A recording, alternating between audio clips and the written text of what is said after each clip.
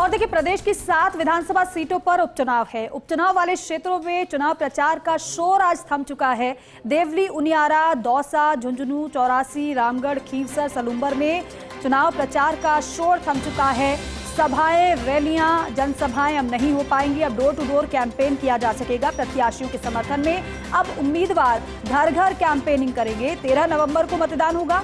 23 नवंबर को चुनाव के नतीजे सामने आ जाएंगे, लेकिन बड़े दिलचस्प मुकाबले हो रहे हैं, जिसके लिए पूरी एड़ी चोटी का जोर पार्टियों ने लगाया हुआ था।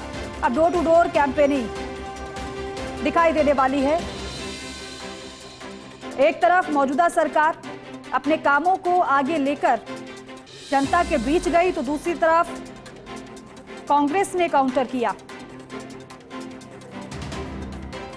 देवली, उनियारा, दौसा, झुंझुनू, चौरासी समेत कुल मिलाकर 7 सीटें, रामगढ़, खीवसर, सलूंबर, इस सीट के लिए दिग्गजों ने चुनाव प्रचार की कमान संभाले हुई थी। भाजपा की बात करें, मुख्यमंत्री भजनलाल शर्मा खुद प्रत्याशियों के समर्थन में एक नहीं बल्कि कई बार जनसभा को संबोधित करने पहुंचे। मुख्यमंत्री भजनलाल शर्मा ने आज भी सलूंबर और चौरासी में प्रत्याशियों के समर्थन में ऐन वक्त तक प्रचार किया और उन्हीं वादों को, उन्हीं मुद्दों को गिनाया जो विधानसभा चुनाव में पार्टी लेकर उतरी थी। फिर चाहे वो बेरोजगारी का मुद्दा हो, विकास का मुद्दा हो, पेपर लीक का मुद्दा हो, भ्रष्टाचार का मुद्दा हो, मुख्यमंत्री ने 2 टूक ये कहा कि युवाओं अब तैयारी करो, भर्तियां आगे और भी आने वाली है, क्योंकि टारगेट यही लेकर सरकार चल रही है। तो दूसरी तरफ क्योंकि कांग्रेस पार्टी की जीत लास्ट टाइम जिन सीटों पर हुई थी, कांग्रेस की कोशिश है उन सीटों पर जीत को बरकरार रखा जाए, लेकिन भारतीय जनता पार्टी पूरी तरीके से आश्वस्त नजर आ रही है, कॉन्फिडेंट नजर आ रही है कि इन 7 की 7 सीटों पर कमल खिलेगा। तो वहीं दूसरी तरफ कांग्रेस पार्टी कड़ी चुनौती की बात कह रही है। एसोसिएट एडिटर ऐश्वर्य प्रधान हमारे साथ जुड़ रहे हैं फोन लाइन पर। ऐश्वर्य, प्रचार प्रसार का शोर तो थम चुका है, आज अब डोर टू डोर कैंपेनिंग बाकी रह गई है, लेकिन इन प्रचार प्रसार के शोर में आपने क्या खास सुना और किस तरीके से किसका प्रचार कैसा रहा?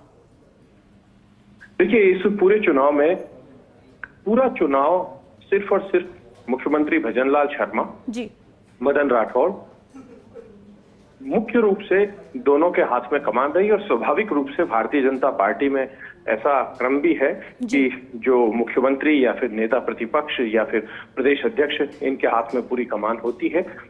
तो कोशिश यहाँ पर यही की गई बीजेपी के द्वारा कि ज्यादा से ज्यादा सीटों को लिया जाए, क्योंकि एक सीट इनकी थी, बाकी के एक सीट से ऊपर जो भी सीट जीतेंगे वो प्लस में जाएंगे। बिल्कुल। तो यहाँ इस पूरे चुनाव में महत्वपूर्ण बात ये रही कि कई चेहरे थे जो भारतीय जनता पार्टी की तरफ से दिखाई नहीं दिए। जैसे पूर्व मुख्यमंत्री वसुंधरा राजे इन चुनाव में, उपचुनाव में नहीं दिखी। उनको प्रचार में जाने का पार्टी ने कहा नहीं कहा, या उनकी व्यस्तता रही, कई सवाल हैं, लेकिन सवाल यही है कि वो नहीं आ पाई।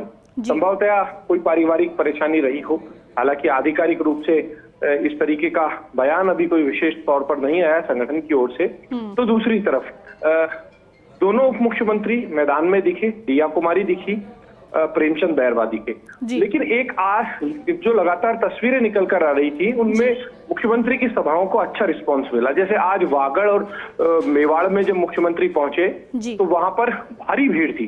वो जो तस्वीरें थी वो देखने लायक थी। वो भीड़ बयां कर रही थी कि एक आम आदमी का मुख्यमंत्री है, तो भीड़ भी ये देखना चाहती थी कि अब तक हमने 2 मुख्यमंत्रियों को, क्योंकि युवा भीड़ ने तो 2 ही मुख्यमंत्रियों को देखा है कि या तो अशोक गहलोत या फिर वसुंधरा राजे, तो इन मुख्यमंत्री को देखा। और उसके बाद मुख्यमंत्री एक गरीब के घर में भी पहुंचे, एक सामान्य परिवार के आदिवासी के घर में भी पहुंचे, वहां जाकर चाय भी पी और बैठे, तो ये तस्वीर भी थी जी। लेकिन इस पूरे चुनाव में भारतीय जनता पार्टी ने विशेष तौर पर अपनी जो लोकल टीम है उसे ज्यादा फोकस रखा। हालांकि भूपेंद्र यादव अपने बहुत व्यस्त शेड्यूल से समय निकाल कर आए, रामगढ़ उन्होंने संभाला, क्योंकि रामगढ़ चुनाव बहुत आसान चुनाव नहीं है, ध्रुवीकरण का चुनाव है और उनकी संसदीय सीट है। मुंबई में वो अक्सर रहते हैं क्योंकि महाराष्ट्र चुनाव की पूरी कमान उनके हाथ में है, लेकिन फिर भी भूपेंद्र यादव आए। गजेंद्र सिंह शेखावत इन दिनों विदेश दौरे पर थे, आज देर रात लौटेंगे, तो गजेंद्र सिंह शेखावत भी इन चुनाव में, चूंकि केंद्र सरकार की ओर से बेहद व्यस्तता थी, वो भी इस तरीके से नहीं दिखाई दी। हालांकि वो आते हैं, मीटिंग भी लेते हैं सामान्य तौर पर, लेकिन जब पीक टाइम था तो उनका दौरा था भारत सरकार की ओर से, वो विदेश गए हुए थे। जी। तो वहीं अर्जुन राम मेघवाल भी विशेष रूप से नहीं दिखे, लेकिन कैलाश चौधरी जो पूर्व केंद्रीय मंत्री हैं वो लगातार एक्टिव दिखे। राजेंद्र राठौड़, सतीश पूनिया, ये दोनों लीडर एक्टिव दिखे इस पूरे चुनाव में।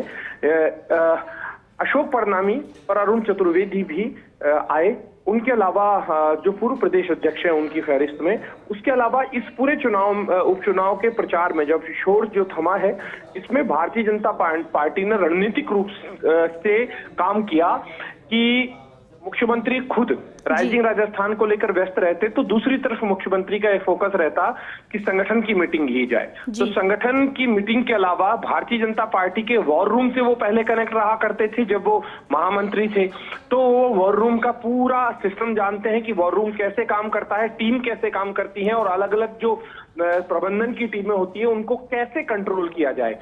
और कंट्रोल का मायना यहाँ पर यह है कि उनको किस तरीके से दिशा दी जाए कि आपको इस दिशा में ऐसे आगे बढ़ना है और कहाँ क्या समस्या आ रही है, इसका फीडबैक लेते हुए उसका निराकरण करने की कोशिश की गई। दूसरा, इन उपचुनाव में ऐसा कोई बवाल नहीं हुआ। अक्सर ऐसा होता है कि सरकार के ऊपर ऐसे बड़े आरोप लग जाते हैं कि सरकार, हालांकि एक सामान्य तौर पर बयानबाजी तो होती है, कोई भी सरकार जब सत्ता में होती है कि सत्ता का दुरुपयोग होता है, विपक्ष हमेशा ऐसा बयान देता है, लेकिन इस तरीके की कोई विशेष मुद्दा नहीं आया जिसके आधार पर बहुत बड़ा बवाल खड़ा हो सके। लेकिन भारतीय जनता पार्टी ने यहाँ पर केंद्र और राज्य सरकार की विकास योजनाओं को केंद्र में रखा। भजनलाल शर्मा जहां भी प्रचार में जाते या उनकी टीम के लोग जाते तो अपनी सरकार का लगभग 1 साल अब पूरा होने को ही है, तो अपनी सरकार की उपलब्धियां गिनाते और बताते कि उनकी सरकार की उपलब्धियां ये सब कुछ है और उन उपलब्धियों के अलावा आगामी दिनों में ये किया जाना है। तो कांग्रेस आरोप लगाती रही, कांग्रेस का आरोप यही रहा कि सरकार ने कुछ नहीं किया है। राइजिंग राजस्थान को लेकर भी आरोप लगाती रही, बेरोजगारों के लिए भी आरोप लगाती रही, इस तरीके के मुद्दे आए। लेकिन दीपिका, इस पूरे चुनाव में ये जो चुनाव है, ये एक एक सीट का मैं यहाँ संक्षेप में वर्णन करूंगा कि यहाँ पर एक एक सीट को आप देखें, खींवसर है, खींवसर जाति पे सिमटा है, एक ही जाति है, लेकिन यहाँ पर जाति में भी गोत्र तक आड़े आएगा और गोत्र के अलावा यहाँ पर कांग्रेस, भारतीय जनता पार्टी और हनुमान बेनीवाल तीनों के बीच में पूरा चुनाव में विकास जो है वो अब साइड में हो गया है। तीनों में शहमात का खेल पूरी रणनीतिक रूप से है। 84 में बाप जो है, 84 और सलूबर, उसमें बाप ने अपना आंकड़ा इस तरीके से फिट किया है कि इस पूरे चुनाव में देखना ये होगा कि क्या बाप अपनी जीत को बरकरार रखती है, क्योंकि दोनों बड़ी पार्टियों के लिए वो क्षेत्रीय पार्टी चुनौती है। हालांकि मुकाबला सलूमर में बड़ा रोचक है। 84 की स्थितियां हैं वो भी देखनी पड़ेगी कि 84 में किस तरीके से चुनाव होता है।